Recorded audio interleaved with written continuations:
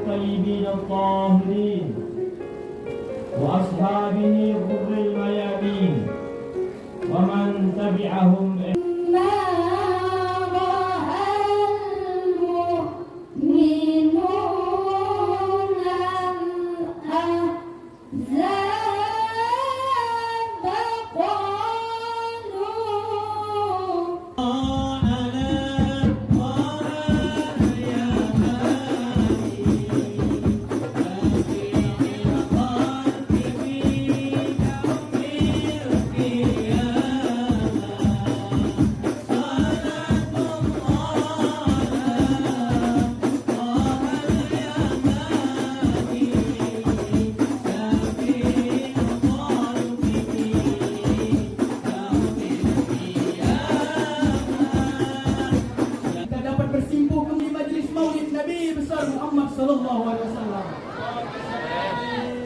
Mudah-mudahan berkat 3 kalimat zikir ini hati-hati kita akan luntur, akan lembut, sehingga nikmat-nikmat anugerah-anugerah Allah Subhanahu wa taala yang setiap detiknya kita terima, Allah Subhanahu wa taala akan menitipkan taufik dan hidayahnya kepada kita kesemuanya.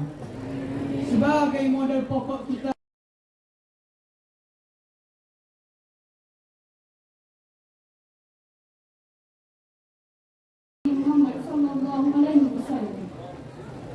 Nama beliau adalah Sayyidina Muhammad bin Abdullah dan ibu beliau adalah Siti Aminah binti Wahab.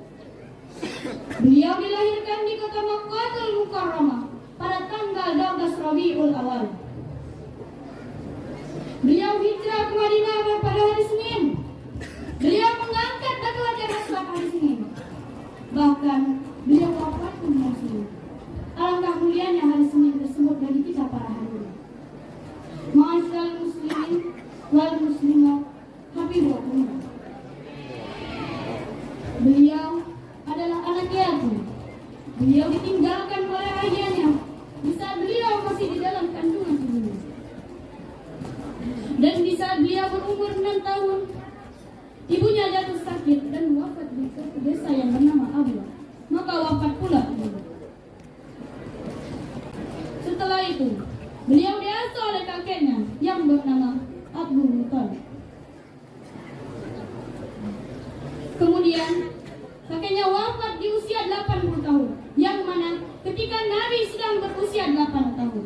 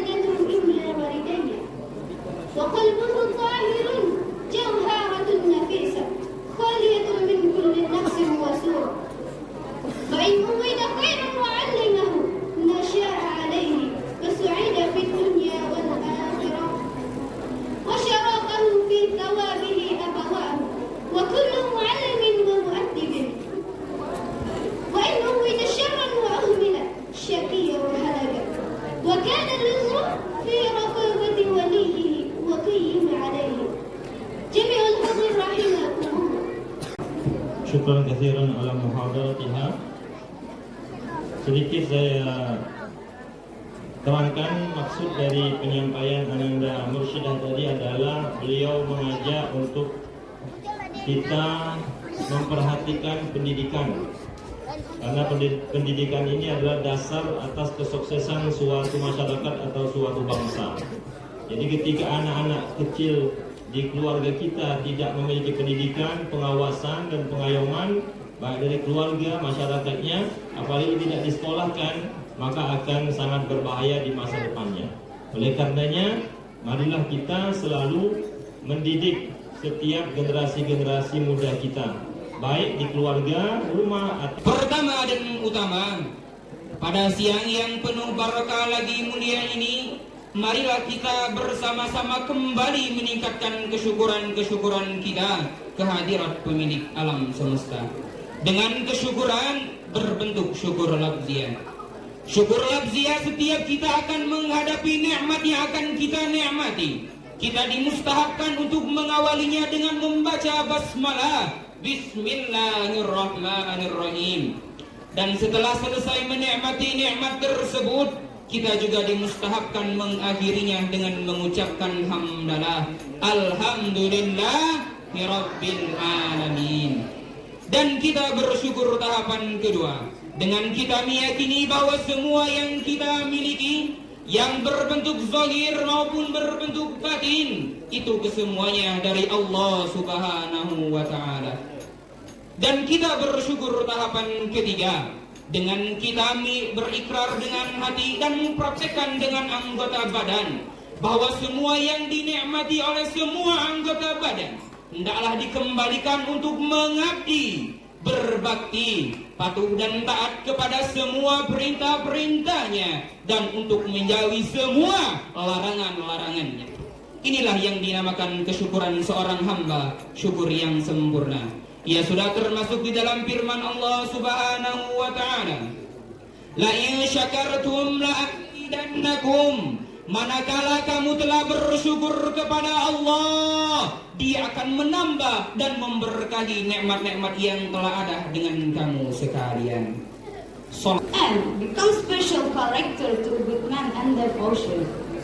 In the Allah Subhanahu wa ta'ala said in the Holy Quran, A'udhu billahi minasyaitanir rajim. Bismillahirrahmanirrahim. Inna Allah ya'murukum an tu'addul amanati ila ahliha. No, Allah commanded you that you restore deposit to their owner. According to the commentator, the verse is content of one part of law of religion. That verse can only related to people who call either to take hold as businessmen or not. They should to guard an honest man who is ill-treated and explain his right that is demanded. Keep the will of Muslims, especially the will of an open kind. The ulama obligated to teach the religion laws to humankind commonly. It is also demanded keep that demanded for him. Our Prophet Muhammad sallallahu alaihi wasallam said, Muhammad Alawi Al-Maliki di dalam kitab karangannya yang bernama Syariatullah Al-Qaridah, beliau berkata, diwajibkan atas wanita-wanita Islam yang merdeka. Tujuannya, yang pertama, supaya menenangkan perasaan. Yang kedua, supaya aman dari fitnah. Dan yang ketiga ataupun yang terakhir, supaya menghilangkan prasangka, menyempurnakan kehormatan dan nikmat Allah. Itu biha minal atibai. Ikhwani wal akhwat al-aida wal mujaba wal kurama rahimakumullah. Aw annaha i'taraha ma mana'aha tafakkura fi talabi tabibi wa tursilu ummatun katsiran min abna'iha illa madarisi tib liyatubu ba'da tu'allumihim ajsamaha ba'da tu'allumihim ajsamaha wa la tab'asu bi ahadin minhum illa qalilun nadhira ila madarisil akhlaq wal ijtima yudawiya amra yudawu ba'da tarwim akhlaqaha wa yuhadibu nidaman ijtimaiha wa ma dzalika illa min fasadi nufusi allati tuqaddimul ma'diyati 'alal adabiyah. Beliau tadi menyampaikan tentang kerusakan umat manusia. Di antara sebabnya adalah mereka tidak tahu atau tidak mau tahu. Yang kedua, karena mereka lebih memprioritaskan materi saja, madiyah, keduniaan, syahwat. Oleh karenanya, solusinya adalah hendaklah kita belajar agama, mengetahui penyakit-penyakit tersebut di majelis-majelis ilmu, kemudian berusaha mempraktekkan akhlak yang baik. Yang ketiga, hendaklah memprioritaskan ilmu-ilmu agama yang merupakan penyelamat daripada kerusakan-kerusakan masyarakat atau sosial itu. Semoga Cinta memerlukan tanda sebagai bukti. Maka seperti itulah cinta kita kepada Allah Subhanahu wa Ta'ala Azza wa Jalla. Tidak ada yang berhak mengklaim dan mengaku dirinya paling bersih dan mendapatkan cinta Allah. Meski begitu, ada beberapa hal yang jika terwujud pada diri seseorang, maka itu menjadi pertanda bahwa ia menentang orang yang dicintai oleh Allah. Di antara tanda-tandanya adalah sebagaimana yang telah disabdakan oleh Rasulullah SAW dalam sebuah hadis yang diriwayatkan oleh Imam Tirmidzi dari sahabat Anas bin Malik radhiyallahu anhu. Inna izamal jazaa'a ma'a izamil bala'i wa inna Allaha idza habba qauman ibtalahu. Sesungguhnya besarnya pahala beserta besarnya bala bencana, dan sesungguhnya Allah apabila mencintai suatu kaum maka ia akan menguji mereka. Bismi rabbikal ladzi khalaq, khalaqal insana min 'alaq, iqra wa rabbukal akram, alladzi 'allama bil qalam, 'allamal insana ma lam ya'lam, kalla innal insana layatgha an ra'ahu istaghna, inna ila rabbika ar-ruj'a, ara'aita alladhi yanha 'abdan idza shalla, ara'aita in kana 'alal huda aw amara bit-taqwa,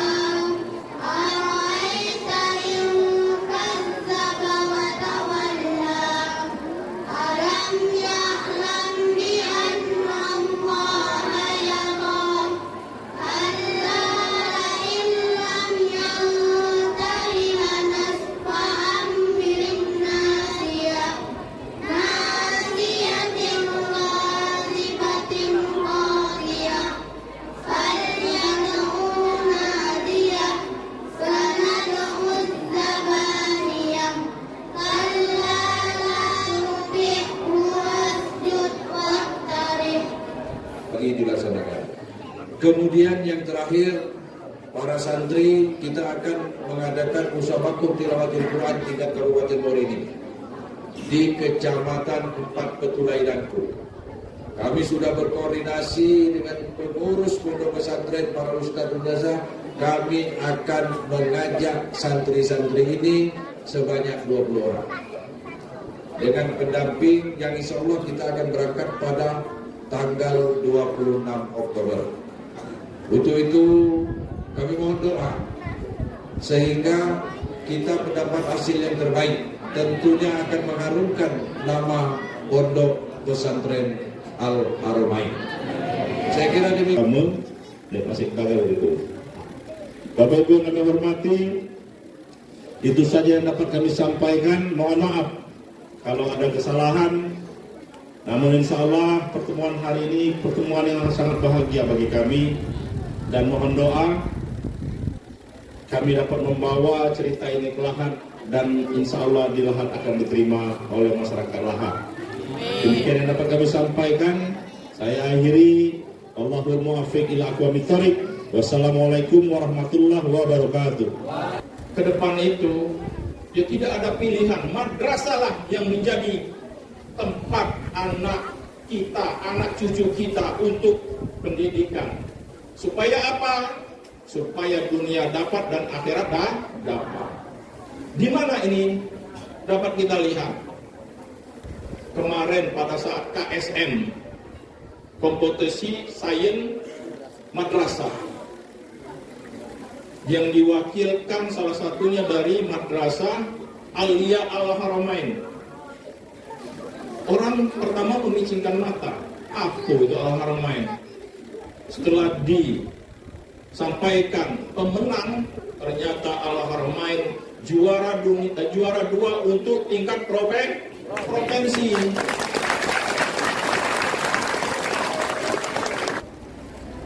Sebagai mukaddimah adik-adik, aku ini adalah alumni pertama pesantren Al-Haramain. Pertama sekali dapat masuk surga. Ya Allah, lindungi kami dan juga ulama kami.